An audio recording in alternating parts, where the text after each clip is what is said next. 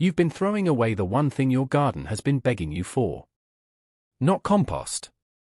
Not fertilizer. Not even that fancy worm tea you saw on sale at the garden center. It's something sitting in your kitchen right now, probably in your trash bin, or worse, going straight down your sink. And here's what nobody tells you. Earthworms don't just eat this thing. They chase it. They travel through soil they'd normally ignore just to get to it. Gardeners who've used it are finding their soil looser, darker, and more alive in weeks, not months. No shovel required. No bags of store-bought fertilizer. No bending over a compost pile you're not even sure is working. By the end of this video, you'll know exactly what this kitchen scrap is, how to use it the right way so you don't attract the wrong kind of visitors, and why it works better than most things sold to you in a plastic bag with a big price tag. Stay with me, because the way I use it might be different from anything you've tried, and the mistake most beginners make with it happens in the very first step. Welcome back to Evergreen Garden Tips, the place where we make gardening simple, affordable, and honestly, a lot less stressful than it looks on those glossy magazine covers. If this is your first time here, hello, and welcome. This channel exists for one reason. To help you grow a beautiful, thriving garden without spending money you don't need to spend, and without needing knees of steel or a green thumb you were born with.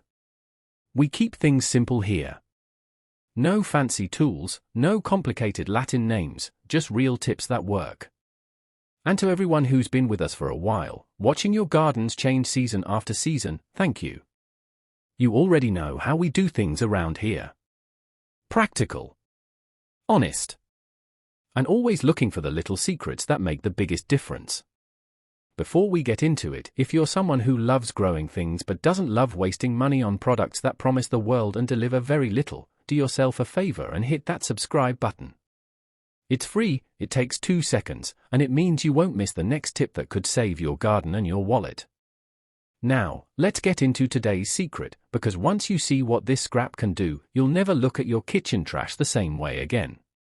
Section 1, the scrap revealed. Alright, let's stop keeping you in suspense. The scrap is a watermelon rind. Yes, the part you throw away after enjoying the sweet, juicy inside. That thick, pale green and white rind that ends up in your trash or your compost bin without a second thought. Turns out, that rind is one of the most powerful, natural worm magnets you can put in your garden, and most people have no idea. Here's why it works so well. Earthworms are drawn to moisture, sugar, and soft organic material they can break down easily. Watermelon rind checks every single one of those boxes. It holds water like a sponge, it still carries traces of natural sugar even after you've eaten the fruit, and it's soft enough that worms don't have to work hard to feast on it. Compare that to something like a thick branch or a handful of dry leaves, which take weeks to break down. Worms take one path of least resistance, and that path leads straight to your watermelon rind. Fishermen have known this trick for decades. Ask anyone who digs for their own bait before a fishing trip, and they'll tell you, bury a piece of melon rind in soft soil overnight, and by morning, you'll have more worms wriggling around it than you know what to do with. Gardeners are now catching on to the same trick, except instead of using those worms for bait, we're using them to transform our soil. Section 2. Why worms are your garden's best friend. Now, before we go further, let's talk about why this even matters. Why should you care about attracting worms in the first place? Think of earthworms as tiny, tireless workers who never ask for a paycheck.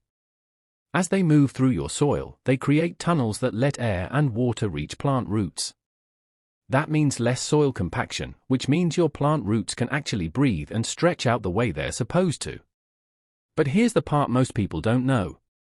As worms eat organic material like that watermelon rind, what comes out the other end is called castings. And castings are, honestly, one of the richest natural fertilizers on Earth.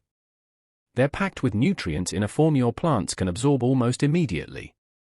Store-bought fertilizer tries to imitate what worms do naturally, and most of the time, it falls short. So when you attract worms using something as simple as a kitchen scrap, you're not just getting free labor. You're getting a slow, steady supply of the best plant food nature has to offer without spending a single dollar. Now, if you're finding this useful so far, do me a quick favor. Drop a comment below and tell me, have you ever used kitchen scraps in your garden before, or is this your first time hearing about the watermelon rind trick? I read every comment, and I love hearing what's working in your gardens. And if you haven't already, tap that like button. It genuinely helps this video reach more beginner gardeners just like you, who are tired of wasting money on things that don't work. If you're new here, subscribe, because we've got a lot more simple, budget-friendly tips coming your way. Alright, let's get back to it, because next I'm going to show you exactly how to use this trick the right way. Section 3. How to use it properly.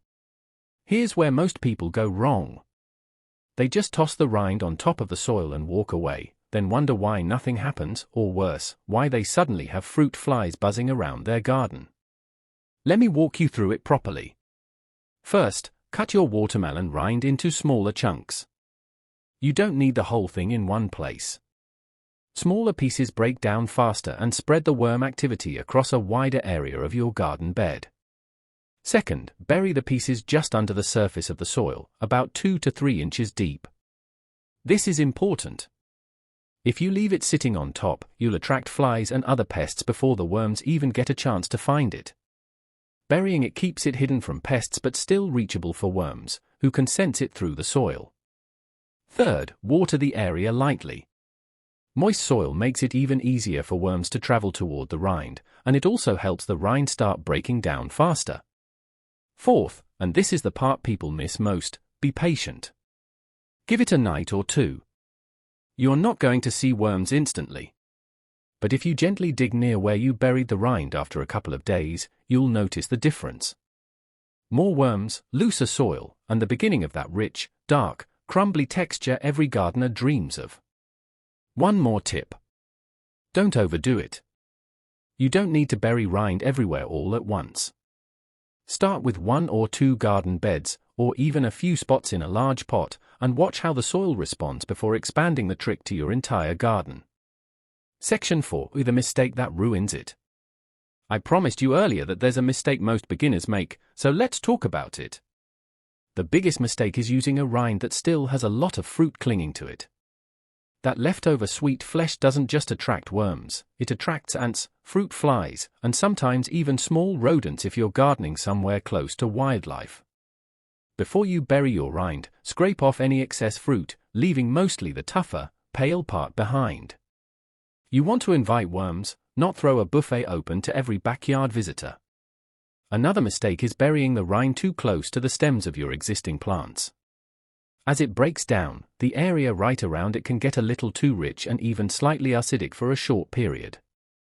Keep it a few inches away from delicate roots, especially with young seedlings. Section 5. Why this beats store-bought options. Let's be honest, a lot of us have walked into a garden store, looked at a bag of fertilizer or a tub of store-bought worm castings, and felt our stomach drop a little at the price tag. And most of the time, we buy it anyway because we don't know there's a better, cheaper way. Watermelon rind costs you nothing. You were going to throw it away anyway.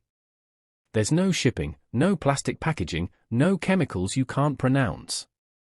You're simply returning something to the earth that the earth already knows how to use. And unlike synthetic fertilizers, which can sometimes build up in soil and cause imbalances over time, worms regulate themselves naturally. They eat what they need, they move where the food is, and they leave your soil healthier without any guesswork on your part. So next time you're slicing up a watermelon on a warm afternoon, don't toss that rind in the trash. Your garden has been waiting for it. Try this trick in one small area this week, and I'd genuinely love to know how it goes. Come back and tell me in the comments once you start noticing the difference in your soil. If this video helped you, do me a favor and share it with another gardener in your life who might still be tossing their kitchen scraps in the trash. And if you haven't subscribed yet, now's a great time, because next week, we're diving into another simple trick that's going to save your flowers during the hottest part of summer, without spending a dime on store-bought products. Thank you for spending this time with me today. Now go grab that rind, and let's get your garden growing. I'll see you in the next one.